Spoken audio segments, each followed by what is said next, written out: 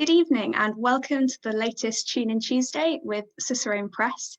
I'm Amy Hodkin and it's lovely to be back with another event hoping to inspire you about outdoor travel and adventure. I'm really excited for this week's event. I'm really intrigued to see what our guests are going to talk about as we explore the Cambrian Way, which is kind of known as the Pennine Way of Wales. And yeah, we're joined by a multitude of guests. This is a really kind of community focused route and there's a lot of collaboration that's been going on with it, as you're going to find out. And yeah, it's really lovely to be joined by George Todd and Richard Tyler, who are the authors of the Cicerone Guide to the Cambrian Way, and also Olie Wicks and Will Renwick, who are part of the Ramblers Cymru, to talk about their involvement with kind of waymarking the route, and also Will, who walked the route in 17 days. And yeah, so we're hoping to inspire you about this route. If you have questions, you can ask them as always on Facebook in the comments, and my colleague Hannah will pass them through to me and I'll put them to our guests.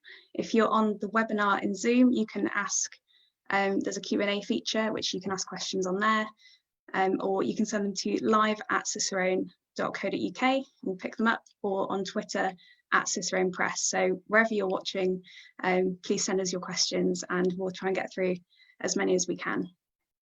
So for people who don't know, the Cambrian Way is a 298, I think, mile route going from Cardiff to Conwy in Wales, and it's a mountainous trekking route.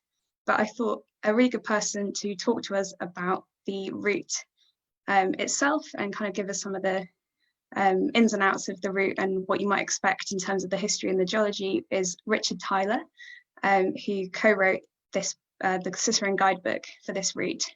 So I'm hoping that we're going to be able to speak to Richard. We've had a few technical issues today, but I'm hoping that he's going to appear magically.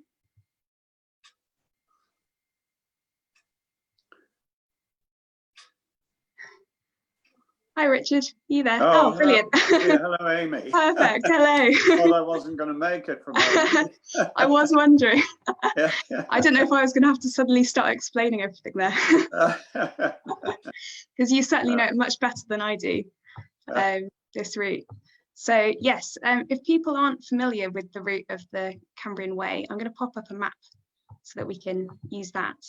But could you explain where it goes and the sort of landscape that it travels through? Yeah, certainly.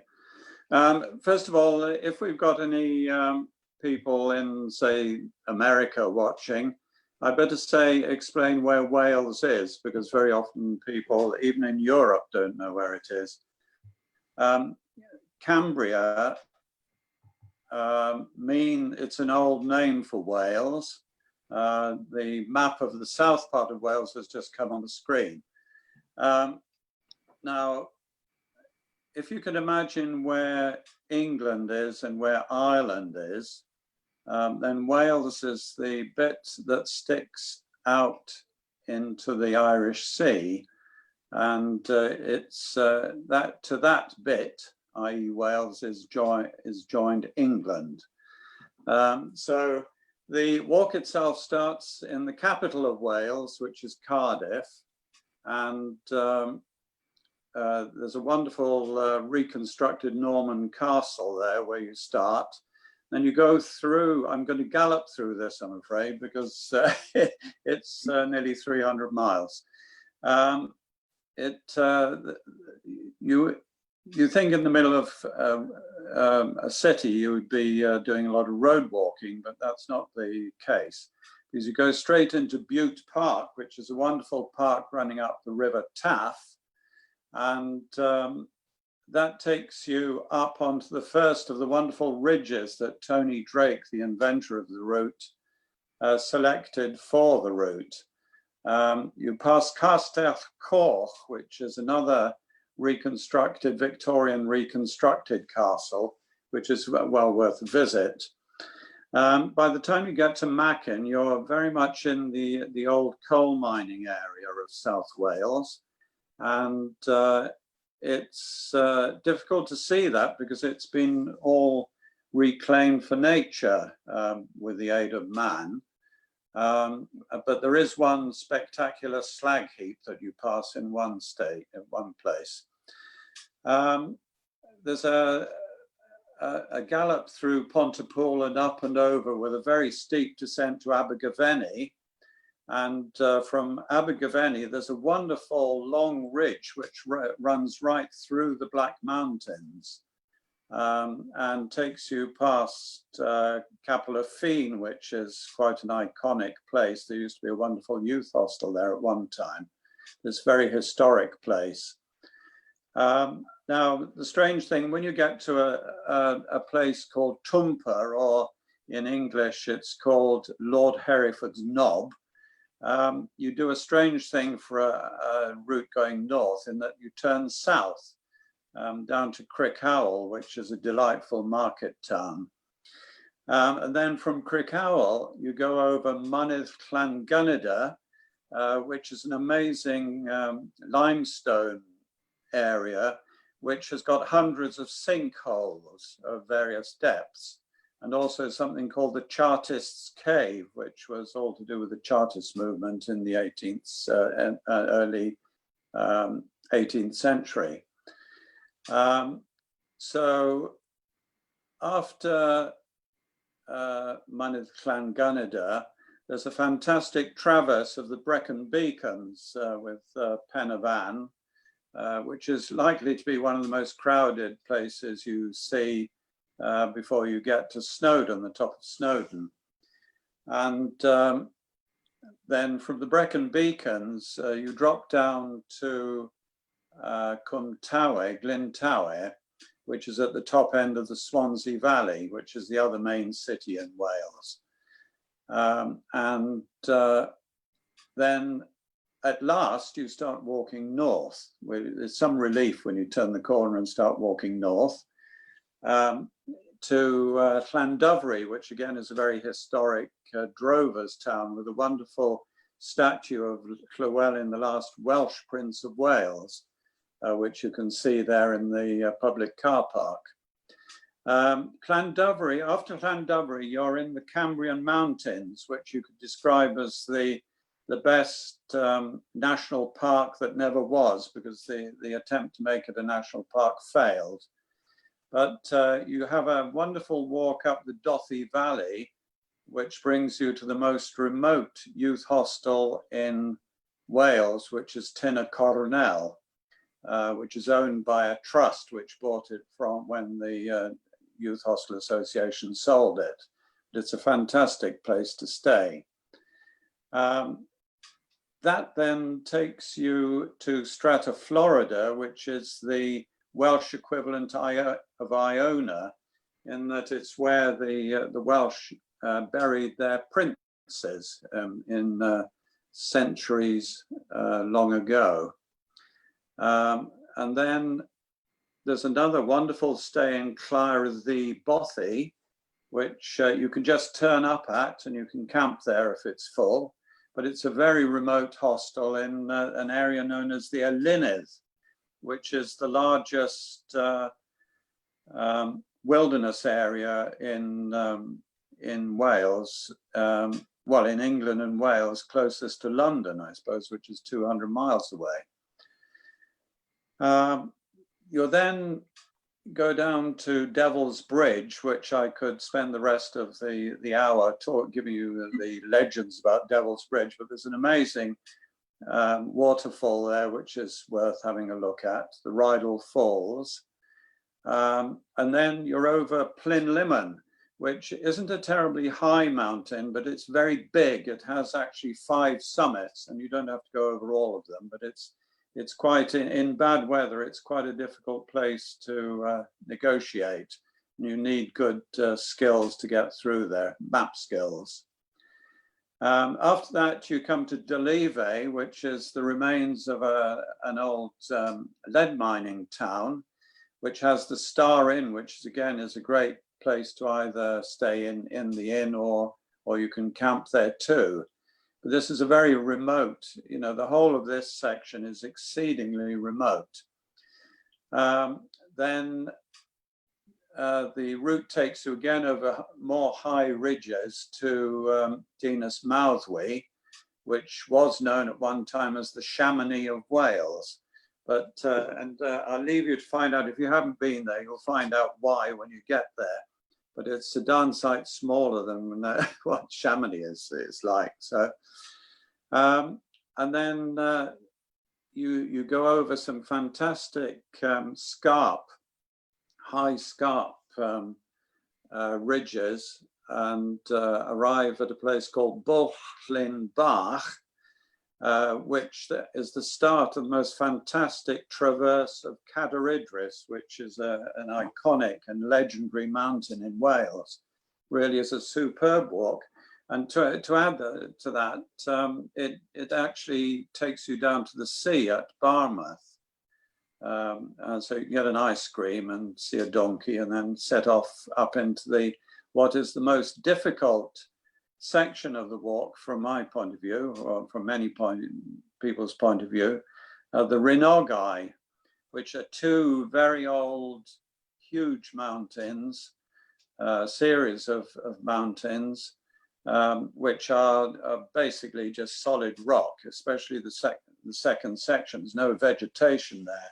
So you have to pick your time to go over that very carefully, because there's no shade, there's no shelter from the wind. And you'll see that on that section, there's various variations which enable people to escape in bad weather, so, or avoid the tops if necessary. And I would say that there's about a 20-mile section, and there's only one place to stop, which is a campsite right in the middle at Cumbrian, which has got no facilities whatsoever. So no way of getting food or water or anything there. So after that, we're off to Beddgelert, again, which has wonderful legends about it, Arthur's Hound and all that sort of thing. And then you're starting on the big mountains of the walk, Snowdon itself, which is ascended by the South Ridge, which is the second half of the Snowdon Horseshoe, if you've heard of that. And then down to Penna Pass, which is taken by the miners' track. That has a good youth hostel there, a bit modern to my liking, but it's got a wonderful tribute to Tony Drake, who left a lot of his money to the YHA, and they spent it in helping to refurbish or rebuild the hostel there. So then you have a huge climb up the Glyderau and down to Ogwen, where there is a fantastic Idwell Cottage Youth Hostel. And then you've got another huge climb up the Carnethy. I should explain that in the last 3 days of this walk, you'll climb 9 of the 16 highest mountain tops in England and Wales, so it's a tough area. It's an area where people train to go to the Himalayas and climb Everest and things. So up over the Carnethy, and then about another 18 miles downhill, virtually all the way to Conwy, where you'll find another huge castle, Norman castle. And then if you've got any energy left, you're down on the North Wales coast, you can do about 800 miles of the Wales coastal path just to finish off. That's the route. Thank you, Richard. That was amazing. Thank you for taking us through that. Yeah, I think we might have to speed along quite quickly, and I'll just ask a couple of follow-up questions because we have got to make sure we get through everyone else.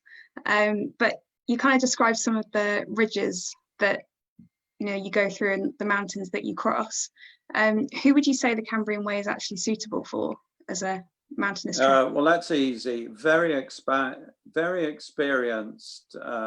hill walkers, mountain walkers, with good navigational skills, because you have to, sat-nav doesn't work in a lot of places in the mountains.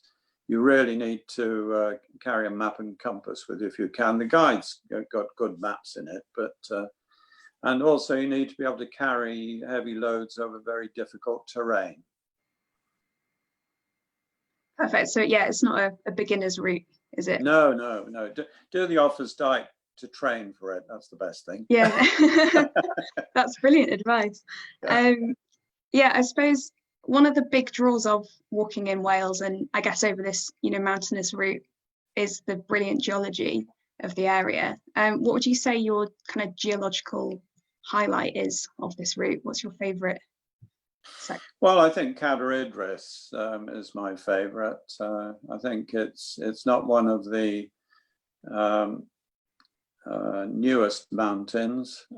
It stands, the trouble with Snowdon is, but rather like Everest, it's surrounded by other big mountains, whereas Cadair Idris stands on its own. And it's a beautiful mountain. Yeah, and I suppose that comes kind of midway through the route, doesn't it? Yes, it does, yes. Yeah.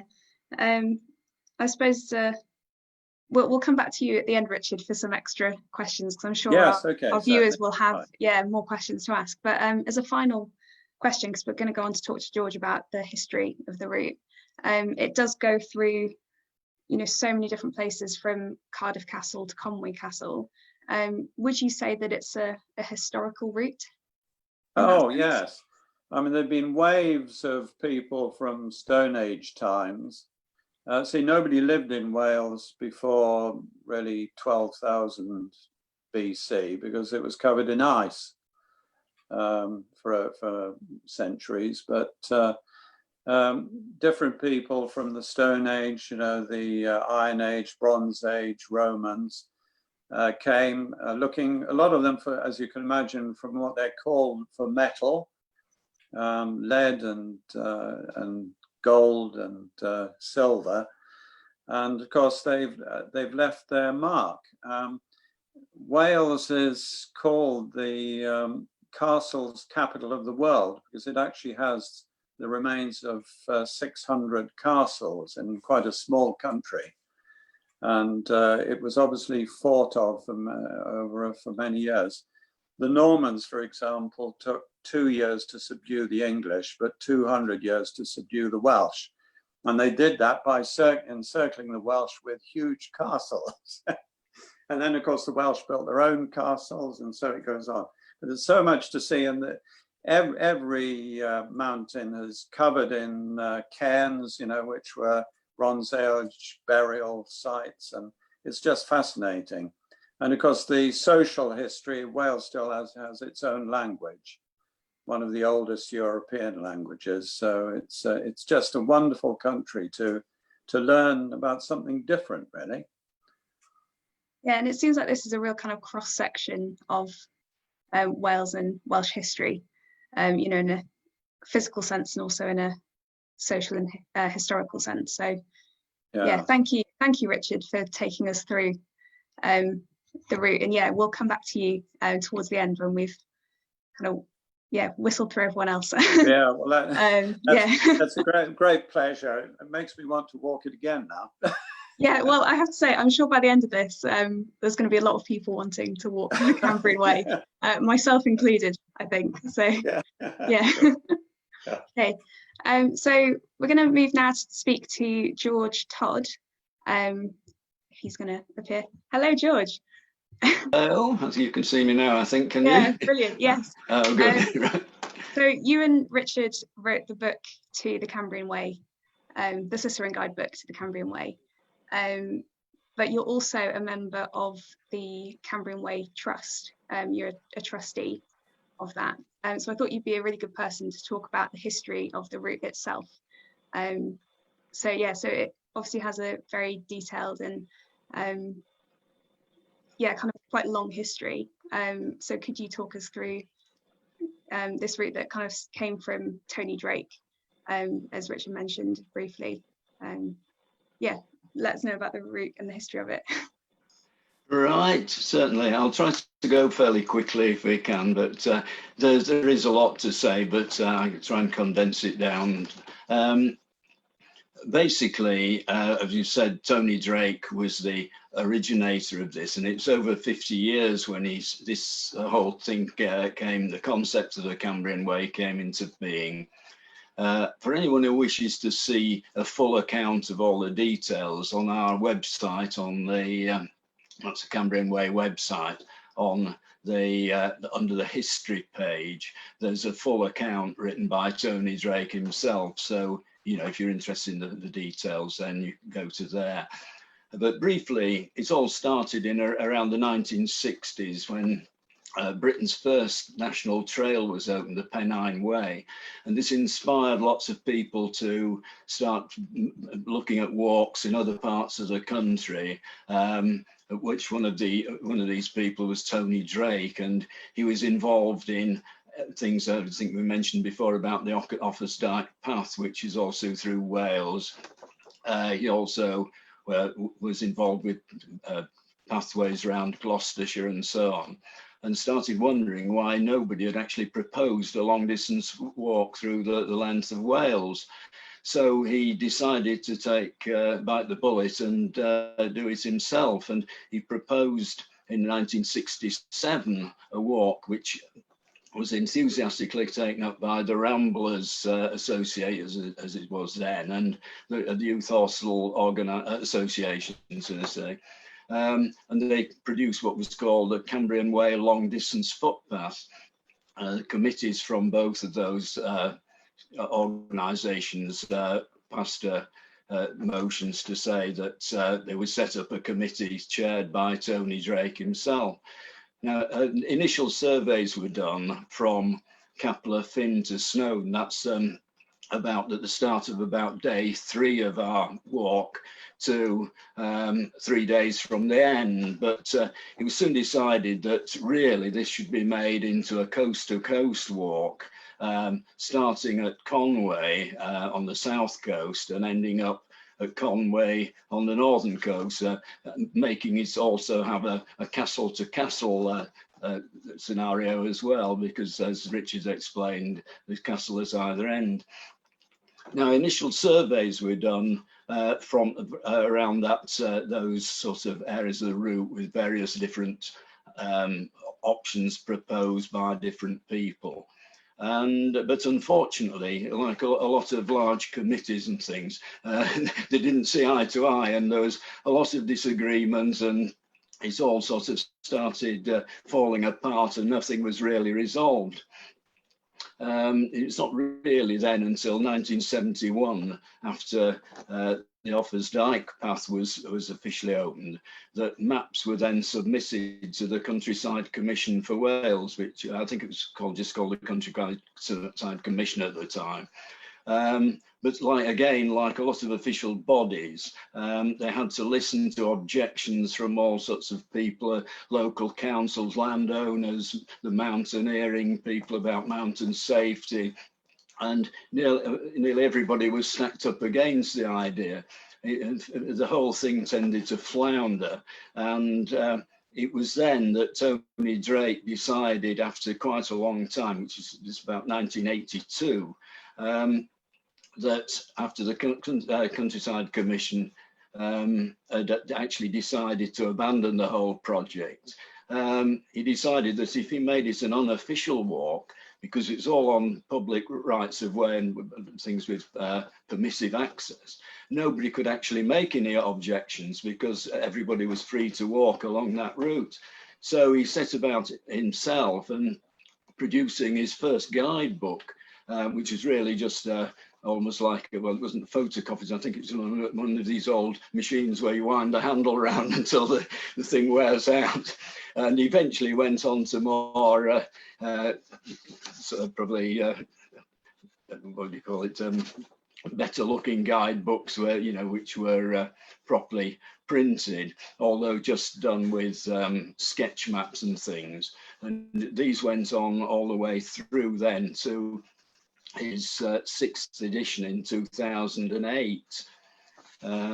So that's about roughly the idea of how everything came about. So yeah, it's a really fascinating history, isn't it? And yeah, I suppose one of the things that I wondered about is that it's not a national trail, as you've said. It's a unofficial route for lots of reasons. But is making it a national trail something that the Cambrian Way Trust is looking to do?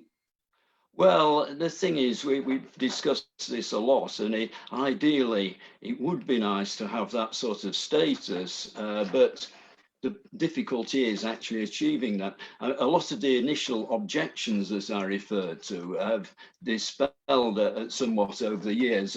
As younger generations come along, they're a bit more open to things. And one big thing that moved things forwards in that direction was the foot and mouth crisis in 2001, when they suddenly realized how much walking tourism was worth to the local economy.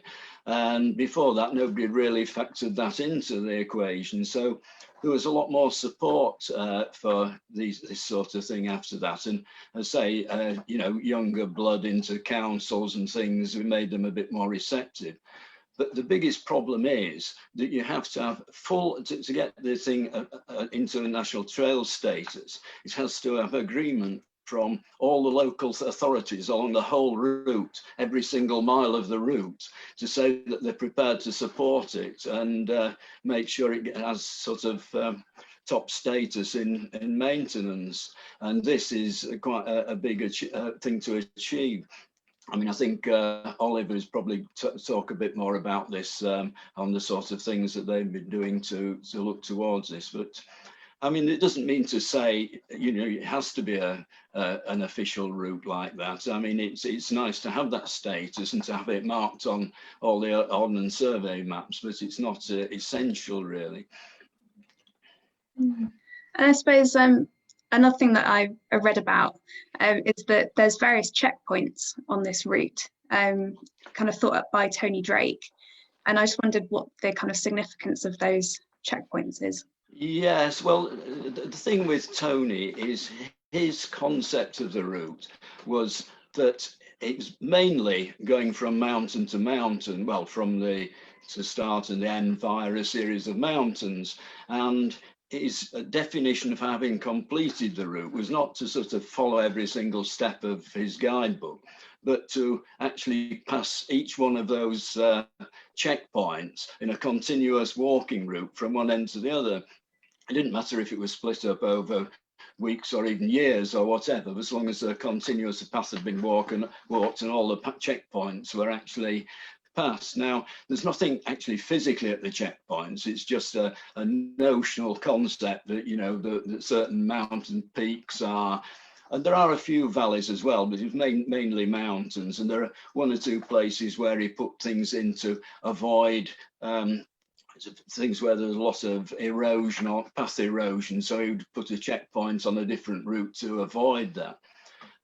There are in places where there are various accommodation options, alternative checkpoints, say you have A or B, and you can do either one of them. Now, the only problem with that is we've had a lot of discussion, is that if you set rules like that, people are going to go for that, determination to actually pass every checkpoint on the way.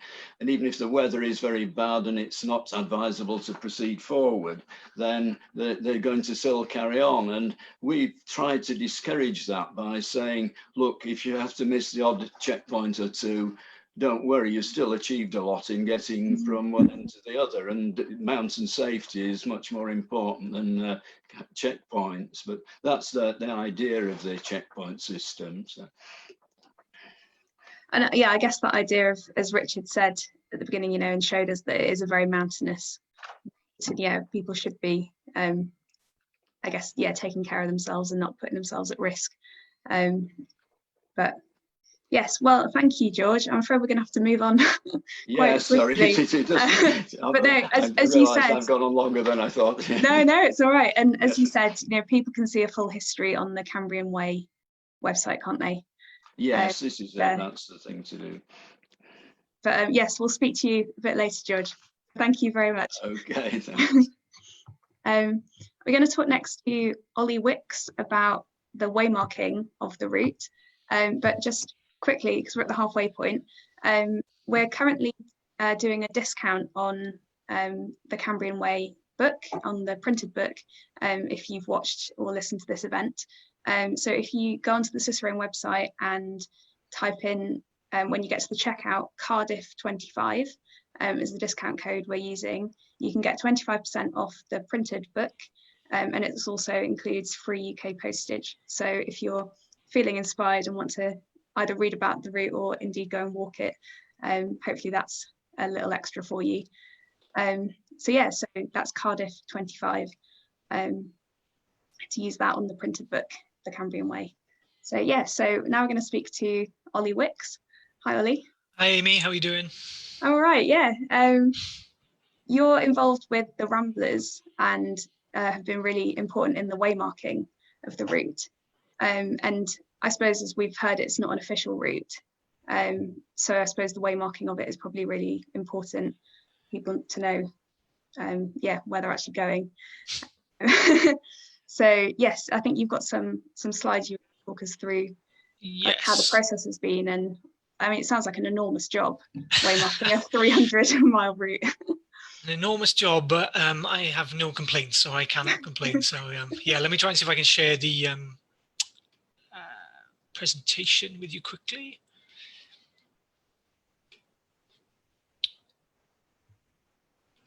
There we go. Oh, hang on. Let me just flick through. Sorry. Hang on. There we go. Okay. Yeah. So I've just knocked together a few slides just to try and hopefully give everyone a bit of an idea of yeah, size of the task at hand, as you just mentioned, in terms of length of the route, but also you know, the number of partners that we've had to sort of work with to get to where we are. So we've now sort of officially fully marked the trail. But what I would say at this time is that there are not going to be markers at every single sort of key place you might want one. There won't be one on every single sort of style or gate. We've, as Richard and George have kind of touched upon, the route is, you know, it's a difficult route. It's mountainous. You need to be a relatively sort of skilled walker, especially in certain places. And I think the waymarking reflects that. So we've done it as a sort of reassuring kind of style. So as you can see from this picture, the marker is actually not directional. It is literally just a reassuring marker. So you know when you get there, hopefully you'll have a sigh of relief and you'll see the mark and think, you know, well, I'm on the right track. So that's kind of what we've kind of had to do, purely because some of the locations are so remote.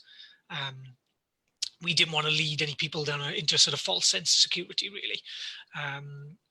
So yeah, I work for Ramblers Cymru, and we sort of were brought on board. There was, I have to acknowledge my colleague Amanda, who started this job before me, did loads of work on the guidebook and surveying the route for all of that. And then I was lucky enough to come on board and pick up the waymarking project. And yeah, the undertaking was really, if I flick onto the next slide, working throughout Wales with, as you can kind of get a glimpse of this, all of the sort of local authorities, national parks, major sort of landowners, so the National Trust, for instance, and Natural Resources Wales, but also going down as far as sort of grassroots kind of community councils. So really just trying to get the whole spectrum, and that work involved really sort of going to each local authority, for example, laying out, you know, this is the route to the Cambrian Way, for them to sort of check its sort of legality in terms of where it's going, which sort of George touched upon, but also really to get their buy-in to the project. In terms of, you know, making sure they were happy that we were going to promote this route. They knew what we were up to, hopefully getting them to promote their section of it as a sort of promoted, you know, sort of top level walk in their local authority, and also giving us the thumbs up to go and put those markers out there.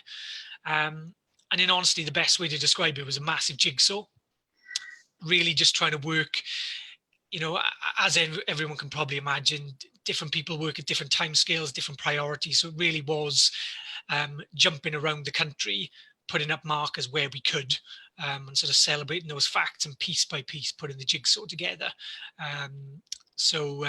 You know, if I move to the next slide, gives you an idea then of, as well, of sort of who was involved in that. So obviously the local authorities in some cases were really keen. They wanted to come out and sort of be a real big part of the project, so get their hands on.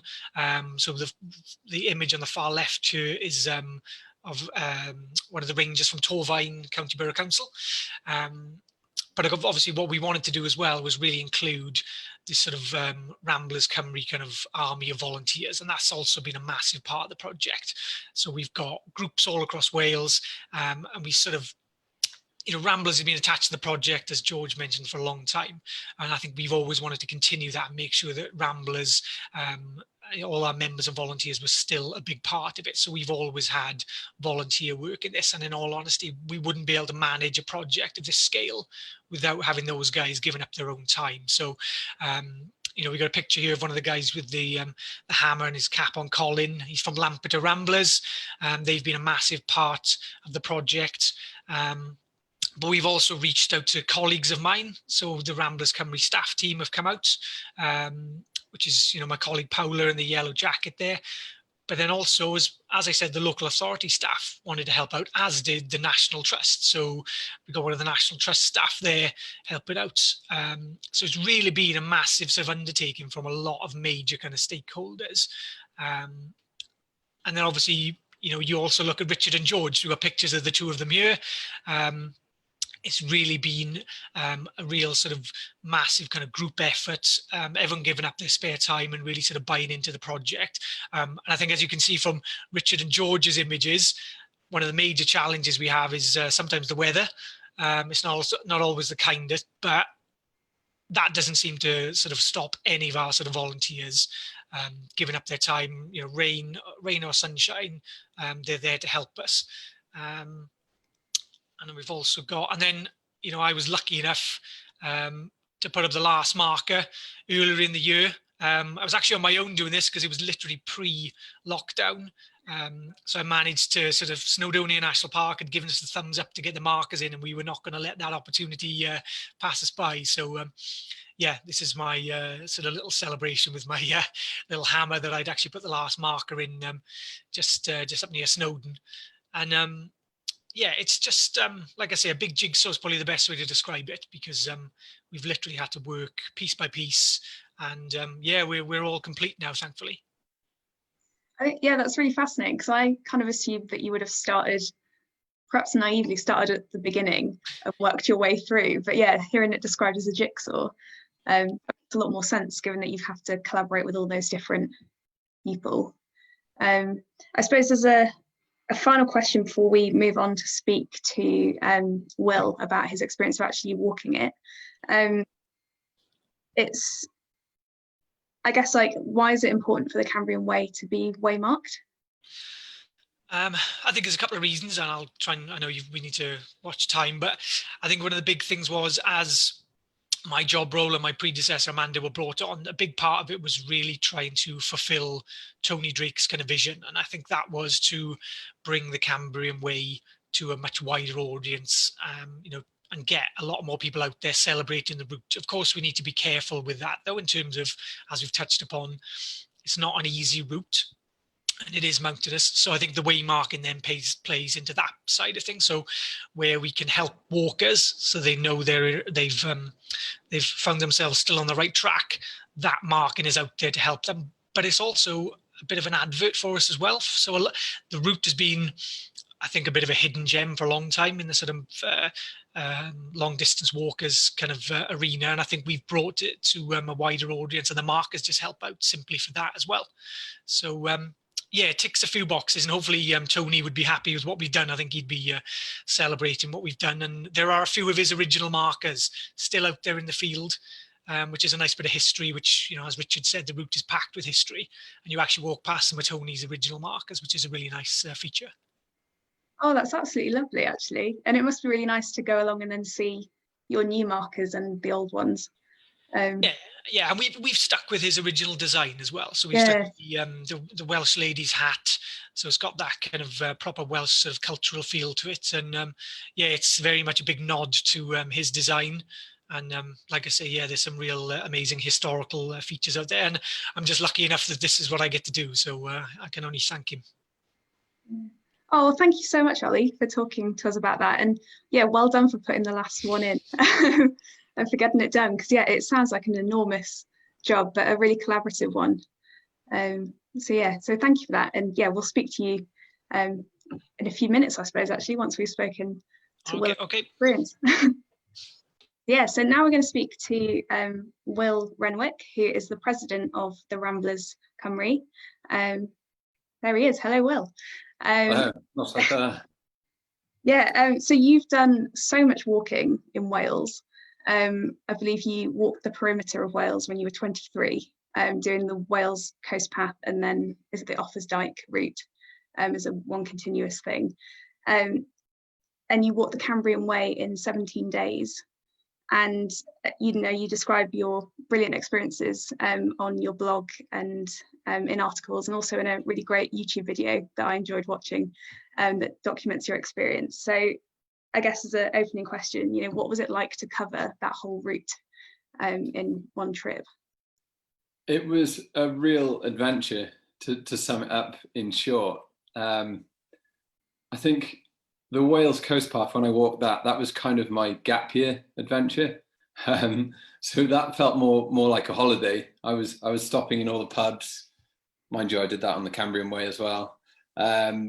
Visiting all the beaches, swimming in the sea, going to all the castles, and taking my time on the Wales Coast Path. Whereas when I got round to walking the Cambrian Way, well, first of all, I had a job by then, so I needed to get back to that, and that meant I had to walk it quite quickly. So it was a bit of an endurance challenge for me, but still a real adventure, and one that I'd really wanted to take on for years. So I'd done the Wales Coast Path and Offa's Dyke, Glyndwr's Way, and I felt like I was building up to the Cambrian Way. I saw it as the jewel in the crown, really. So I felt like I needed to earn the chance to take it on, really. And I went on a big hike across Scotland, and I thought, actually, yeah, I'm ready to do the Cambrian Way now. And it turned out to be just an unforgettable experience. I absolutely loved it. Probably the best adventure I've been on. The best way of seeing Wales, undoubtedly. You really do get a proper feel for the country. Just you see real Wales. I think it's very wild, very beautiful. The weather makes it challenging. I mean, I didn't even have that bad weather on it. I don't think so anyway, but it was still quite challenging, especially the night where I ended up having to sleep in a public toilet. That was a bit of a challenge. But at the end of it, the sense of achievement was like none other. It's something that I'm most proud of in life. And yeah, I'll always remember getting to Cardiff Castle and finishing up there and going back to my parents' house and putting my feet up and just being chuffed and very satisfied with the whole experience. Well, I think you certainly, deserve to put your feet up at the end, because you walked, it's a 21 stage route, isn't it? And you walked it in 17 days. So I imagine the distances you're actually covering were perhaps longer than most people would walk. I'm very lucky with hiking in that I don't really get blisters. So there's not really that much that can stop me. I'll just go and go and go. I'm a little bit masochistic as well. I don't really feel like I need to stop, so there's nothing to stop me. And also I had to get back for work as well. That was the thing. Yeah. You mentioned that you finished actually in Cardiff, so you actually walked the route, I guess, in reverse to what the Cicerone guidebook is. What was the kind of reasoning for that decision? It was purely due to the fact that I'm born and bred in South Wales, so I wanted to walk back to my parents' house, the house that I was brought up. It was walking home essentially. We live only 25 minutes drive from the finish point of the Cambrian Way, so I'd rather walk for 2 weeks and then have a short car journey to get a glass of wine and a bath, rather than walk for 2 weeks and then get on a train back to London, which is where I live now. I suppose you must have done the kind of big mountains first then, or the hardest section. Yeah, some probably would say that's an error. it makes a real baptism of fire, I think.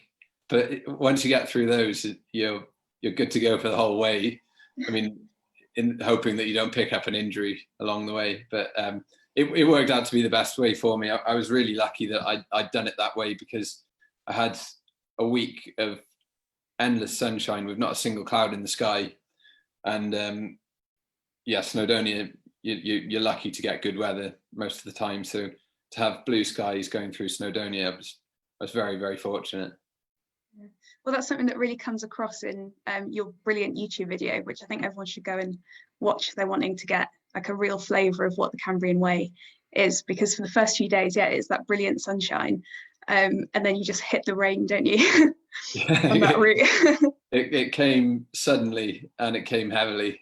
And I felt a bit foolish, because I was saying how lucky I was for the week that I'd had amazing sunshine, and almost bragging about it on Twitter, and then all of a sudden I was in my rain jacket for basically a week straight, facing up to some pretty bad storms as well. I remember getting a tweet from Derek Brockway, who's the Welsh weatherman. He's a bit of an icon in Wales.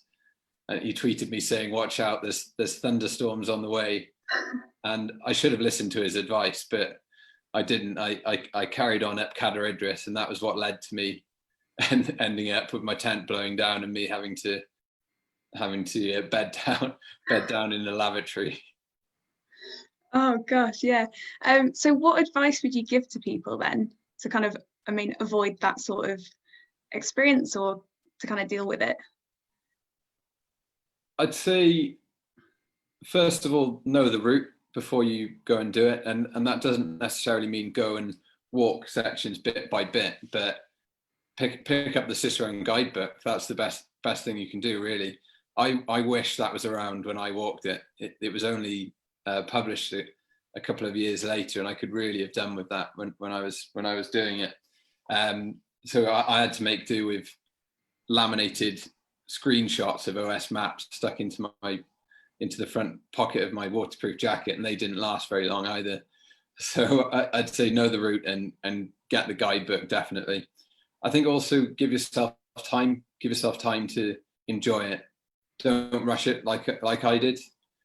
Take a good chunk of time off work, or maybe a sabbatical, and just take time and revel in it. I think that's probably the best thing you can do. What else would I say? Do it with a dog as well. Yes, that's another brilliant thing in your video, actually, is when your little dog comes in and is running along beside you. It's beautiful. He only joined me for the last week of it, which was from Llandovery to Cardiff Castle. But I actually wish he'd joined me the whole way, because he was brilliant on the final week. He's joined me on quite a few long distance walks and always kept up. But I thought maybe Snowdonia would be a little bit tricky for him, and Mid Wales as well. So he joined me for the southern stretch. But yeah, he was great company. Yeah, and I suppose another thing is that you wild camped it, and I'm sure we're going to have questions about accommodation, that sort of thing. But do you think wild camping is the way to do this trip? Yeah, I would actually. I like to wild camp all the long distance trails I do, just because the reason I like long distance walking is the freedom that you get from it. And when you don't have an itinerary, that sense of freedom is really accentuated. I think if you plan on camping or staying in bed and breakfast, then there's a lot of logistical planning that'll have to go into it. So, and that's a side of walking that I don't really like. So the way I like to do it is just to turn up with my guidebook and just walk. And when you've got a tent on your back and all the equipment you need, you just walk as far as you need to. Or if you see a kind of a good pub with a nice beer garden and a kind landlord, and just pitch up. To me, that's the best way of doing it. And the Cambrian Way, I think Richard and George would probably be better than me to say this, but I think you probably could walk it and stay in campsites and B&Bs, but you will need to think about where you're going, and you will need. There are tricky sections specifically around the Rhynogydd and Elenydd, where you probably have to deviate from the track. Whereas if you're wild camping, you can just you just basically camp on the path. Well, maybe this is a good time to actually bring everyone in and ask some kind of follow-up questions, because we've got quite a few from the viewers. But yeah, thank you, Will, for sharing that with us. And yeah, everyone should really go and watch his video, because yeah, it was brilliant. So yeah, I suppose, yeah, if we ask George and Richard and Olie, pop back up again. Are you going to manage that? Yes, hello.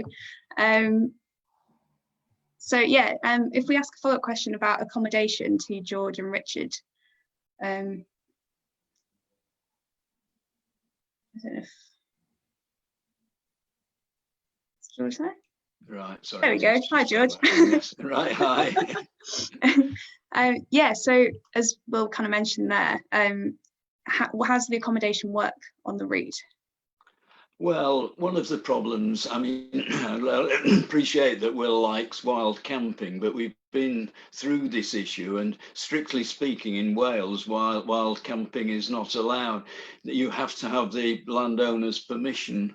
I mean, in a lot of places, you know, nobody's around, you're miles from anywhere, and probably nobody would ever notice, but we can't actually promote that. As the Cambrian Way Trust, we have to say to people that you know, it's not allowed unless you have the landowner's permission. And the difficult thing with that is finding out who is the landowner in most of the places.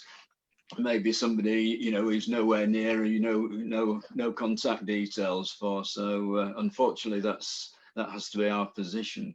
I mean, as far as B&Bs and things are concerned, I mean, I've walked the route 4 times altogether, and it's always been in hostels and B&Bs. And you have to be careful with your schedule. I mean, I've been caught out sometimes really struggling to get there after, you know, some really bad weather, as like Will was saying. And, you know, you have to be careful not to take on too much, you know, or you have to be prepared to keep going. From that point of view, it's better if you choose a time in the middle of summer. You know, I've often gone around June, early July, and then of course you've got long daylight hours. So if you are caught out, you're not suddenly faced with darkness as well, which can be a bit of a nightmare. Yeah, I suppose in terms of which, say if people only have a week to do this route, or like do a section of it because of, you know, time constraints, and Will's kind of said that people should take their time and enjoy it. Maybe this is a question for you first, Richard. Which section would you say people should, you know, spend a week on if they had to pick? Well, it's. Can you hear me? Yes, yeah, we can. Oh, good. It's difficult to answer that because it depends what you're looking for. If you wanted a sort of walk with an easier start with bigger mountains towards the end, I would say the first section, Cardiff to Llandovery. If, like me, you like solitude, then I would say from Llandovery to Barmouth, because you'll meet hardly anyone apart from on the top of Cadair Idris. But then if you want a high mountain challenge, then definitely Barmouth to Conwy. It does really seem like there's something for everyone. Oh, there is. I mean, Yeah. for instance, my friend and I, when we walked it, did it in stages over a couple of years. And we started at Cardiff on the 1st of November, and we did the whole of the first section over the winter, which did involve wearing crampons on Pen y Fan in the Brecon Beacons, but yeah, but we achieved it. Speaking of like challenging sections, we've got a follow-up question for you, Will. Which part of the Cambrian Way did you find most difficult? I think if I hadn't had such good weather, I would have said that Snowdonia would have been the hardest section for me. But the weather was so bad when I got to the Ylennydd and Plynlimmon and the desert of Wales, as they call it, that it probably would be that stretch, because while Snowdonia is technically challenging in terms of the rock that you've got to get over and the amount of ascent that you've got to take on, Plynlimmon and that area is so wild. It really is pure wilderness. It's a wilderness like no other. You'd have to go out to Scotland if you want to experience that kind of thing. So, and when you couple that with the navigation as well, there are sections where you do have to take a bearing to make sure that you keep on the right track. I'd say around about that area is the hardest bit. Yeah. Yeah. Gosh, and what about you, Olie? What would you say the hardest or most rewarding section? I think one of the most rewarding bits for me was probably the western side. I really love the western side of the Brecon Beacons, dropping down into Llandovery. And I think from north, I think Richard mentioned this earlier, you go into the Joycie Valley. And it does offer kind of what Will just described, actually, that kind of, you do feel like you're sort of in the sort of middle of nowhere, really, with the wilderness there. But the hidden gem then in the valley, as you get to the far end of it, is the Tîn Cornel Hostel, which is a really key and really amazing location for the Cambrian Way. There's a bench there dedicated to Tony. And I think that's always been one of the little hidden gems for me, that I really loved that section. So yeah, Llandovery to Randamoyne through the valley there, and beyond then is what Will just described. You are sort of out in the wilds. Once you leave the phone box, the hostel in Tîn Cornel, there's a red phone box, which is an amazing marker, not too far away. And then after that, you're on your own.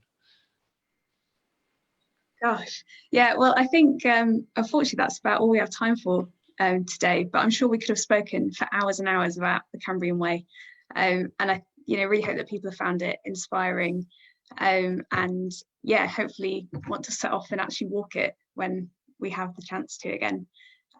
So thank you all so much for joining us, and yeah, for sharing your experience, and for all your hard work, all of you, for writing the guidebook and the upkeep of the Cambrian Way and all the waymarking. Yeah, really inspiring. So thank you all. We've got a final comment actually that I might just read out. But someone's saying we should pay a massive tribute as well to Max Grant, who chaired the initial Cambrian Way working group for many years, and that Tony Drake will never be forgotten, and that he was an incredible character. And I think that's really come across, all of your respect for Tony Drake and for his route. So yeah, thank you.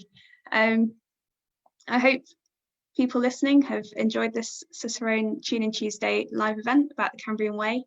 And yeah, if you want to use that discount code on the Cicerone website to order a book of the Cambrian Way, yeah, you can get 25% off and free UK postage. We're going to be back next week with another event. This time we're with Sandy Brown, who has been doing some of our Cicerone Camino events. And yeah, so hopefully join us for that. He's talking about the Via Francigena, which is a pilgrimage route in Italy. So completely different to the Cambrian Way, but hopefully, still you'll be inspired by that. So yeah, thank you for joining us. And if you want to watch this all over again, you can find it on YouTube later in the week, or watch it back on Facebook. And yeah, do let us know what you thought of the event, and any follow-up questions, send them to us live at Cicerone, and we'll pass them on to the relevant people. So yeah, so thank you so much for joining us. I'll pop up a little thing now, and then yeah, thank you very much.